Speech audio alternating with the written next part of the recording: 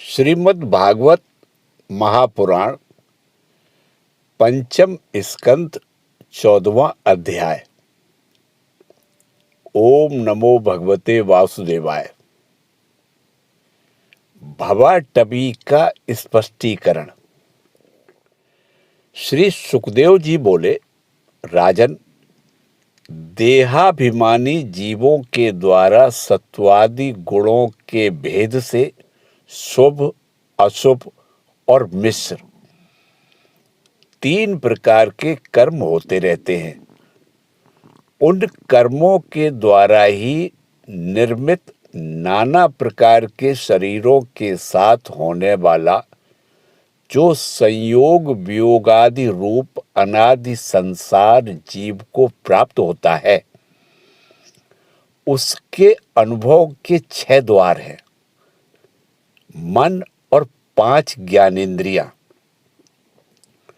उनसे विवश होकर यह जीव समूह मार्ग भूलकर भयंकर वन में भटकते हुए धन के लोभी बंजारों के समान परम समर्थ भगवान विष्णु के आश्रित रहने वाली माया की प्रेरणा से बीहड़ वन के समान दुर्गम मार्ग में पड़कर संसार वन में जा पहुंचता है। यह वन शमशान के समान अत्यंत अशुभ है।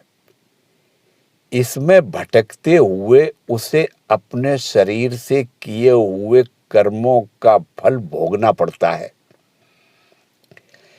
यहाँ अनेकों विघ्नों के कारण उसे अपने व्यापार में सफलता भी नहीं मिलती,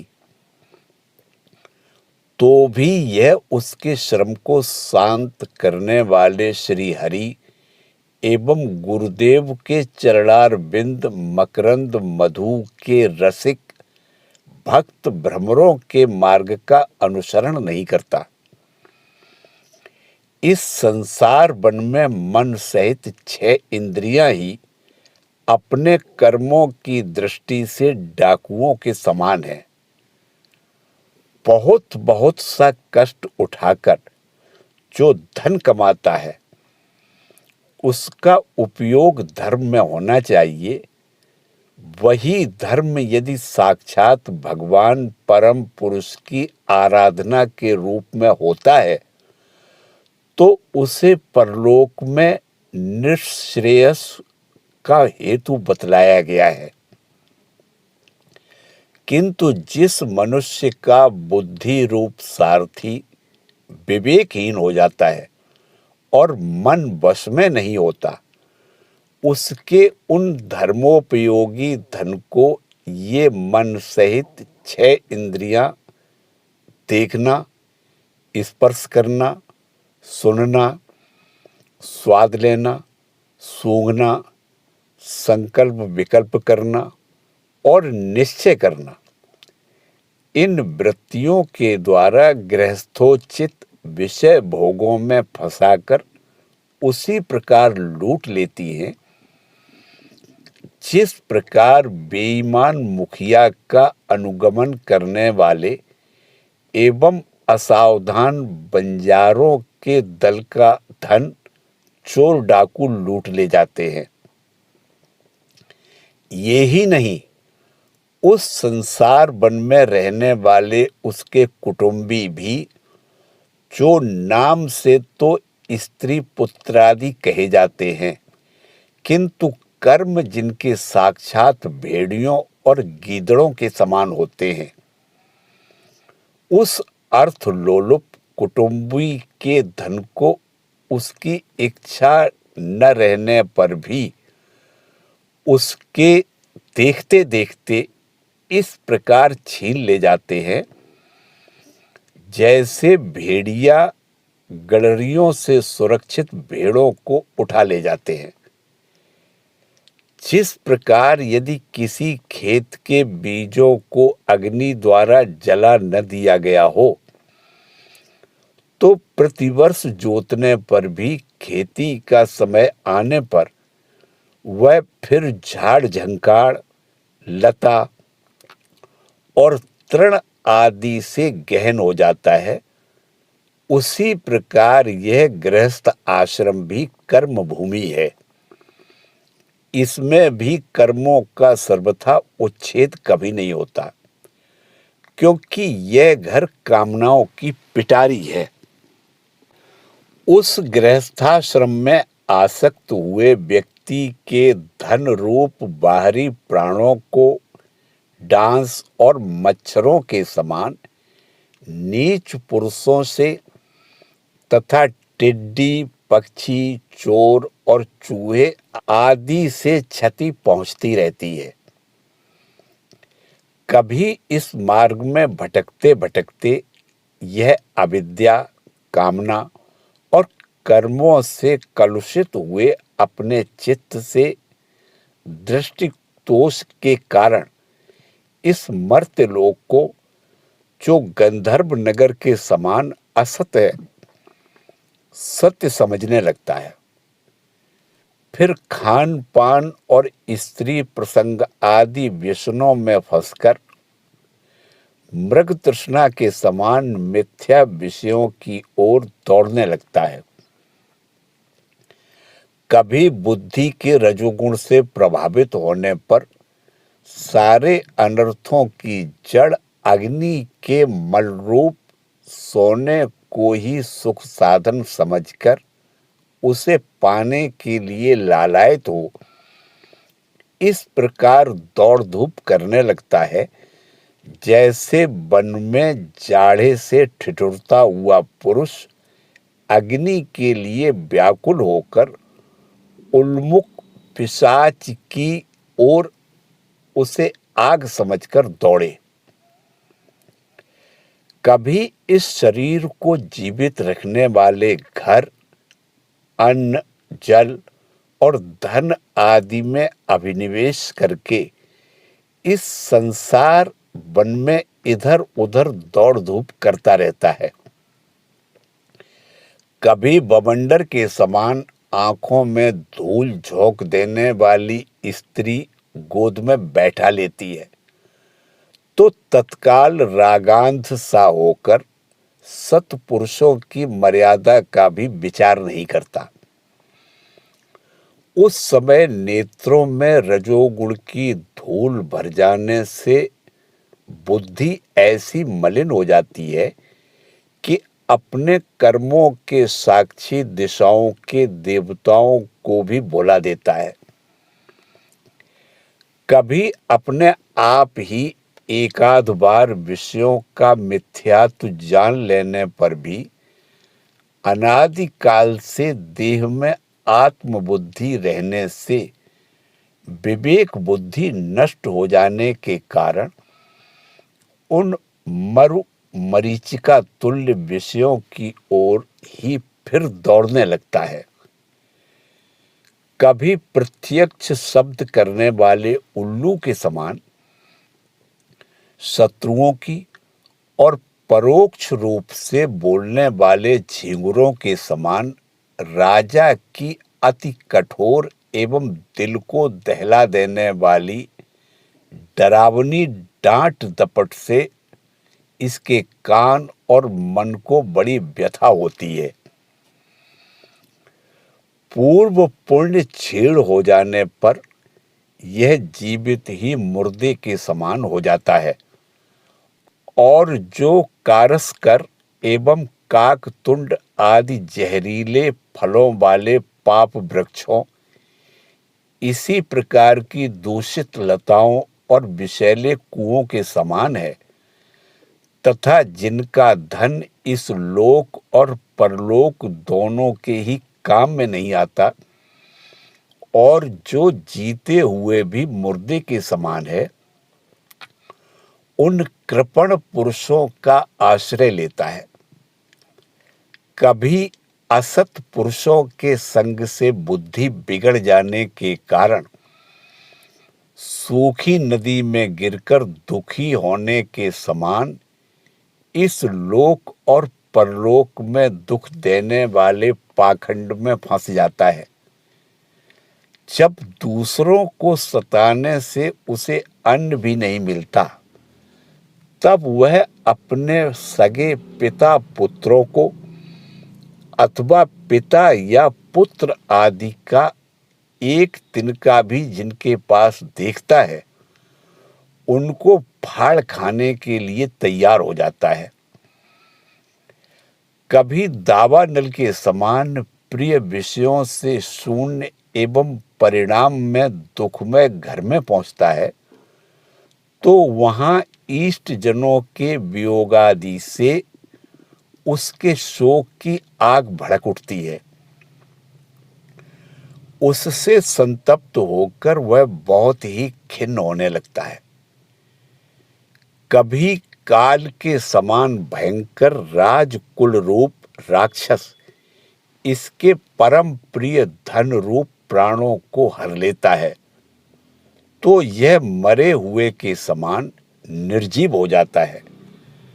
कभी मनोरथ के पदार्थों के समान अत्यंत असत पिता पितामह आदि संबंधों को सत्य समझकर उनके सहवास से स्वप्न के समान क्षणिक सुख का अनुभव करता है। गृहस्थ आश्रम के लिए जिस कर्म विधि का महान विस्तार किया गया है उसका अनुष्ठान किसी पर्वत की कड़ी चढ़ाई के समान ही है।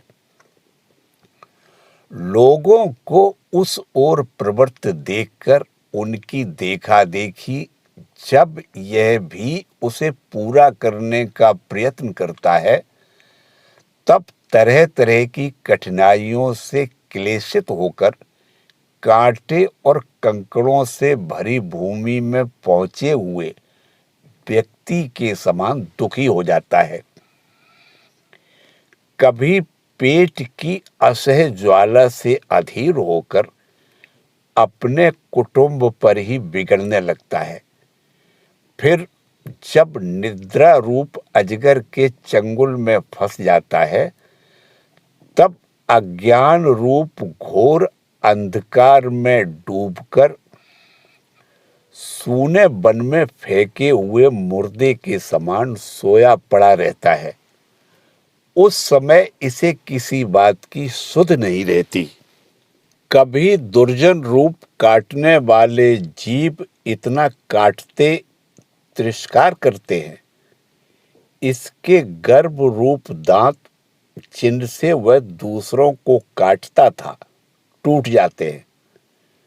तब इसे अशांति के कारण नींद भी नहीं आती तथा मर्म वेदना के कारण क्षण क्षण में विवेक शक्ति क्षीण होते रहने से अंत में अंधे की भांति यह नरक रूप अंधे कुएं में जा गिरता है।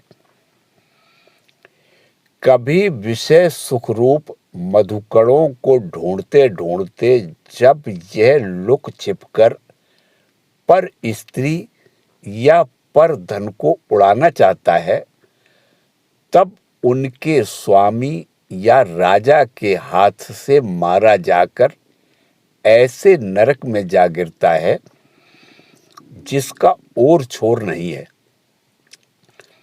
इसी से ऐसा कहते हैं कि प्रवृत्ति मार्ग में रहकर किए हुए लौकिक और वैदिक दोनों ही प्रकार के कर्म जीव को संसार की ही प्राप्ति कराने वाले हैं।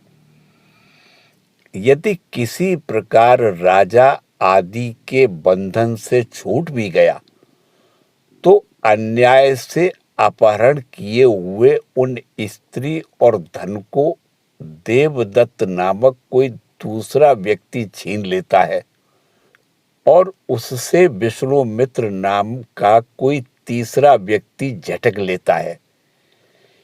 इस प्रकार वे भोग एक पुरुष से दूसरे पुरुष के पास जाते रहते हैं, एक स्थान पर नहीं ठहरते।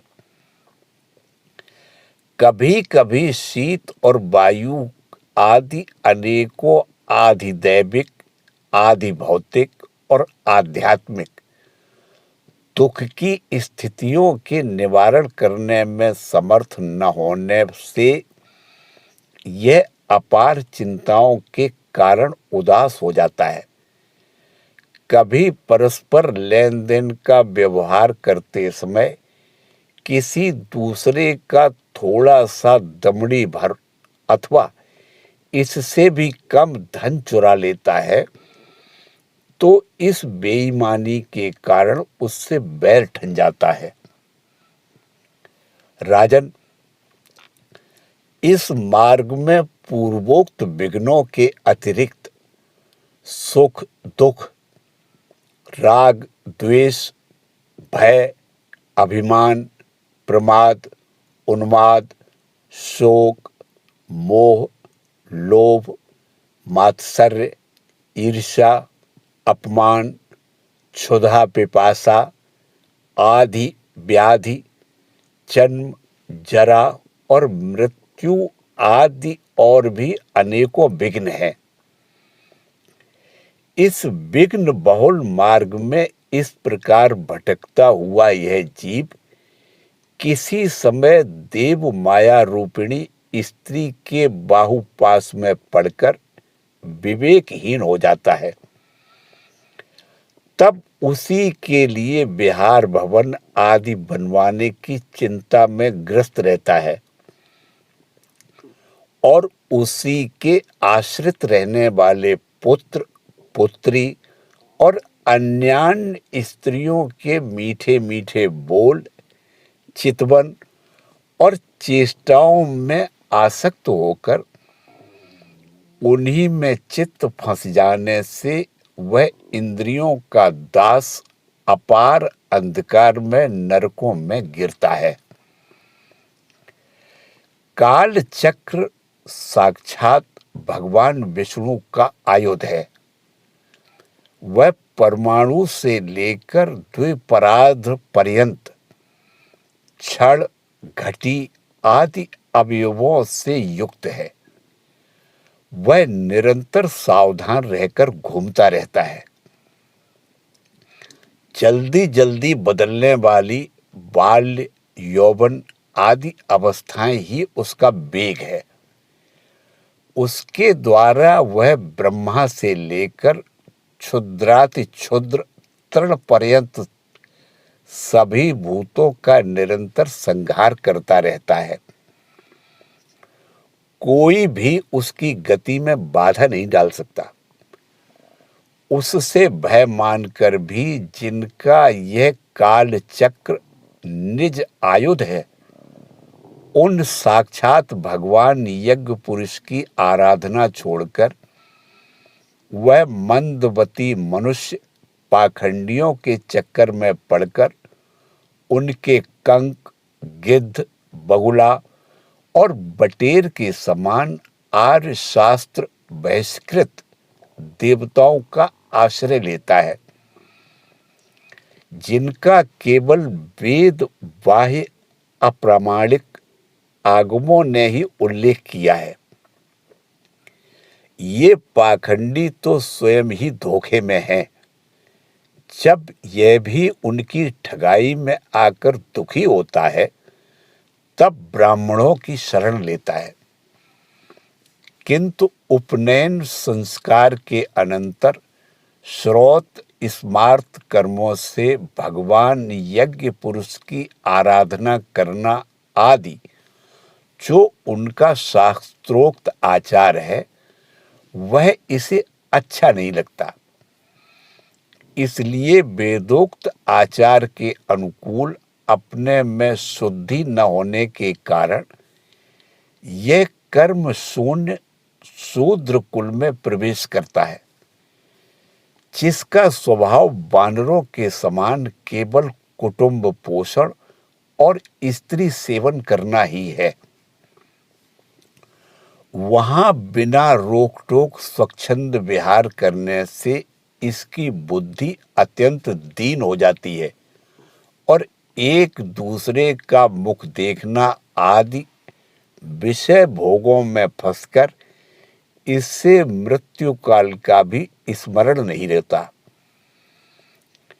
वृक्षों के समान जिनका लौकिक सुख ही फल है, उन घरों में ही सुख मानकर बानरों की भांति स्त्री पुत्र आदि में आसक्त होकर यह अपना सारा समय मैथुन आदि विषय भोगों में ही बिता देता है।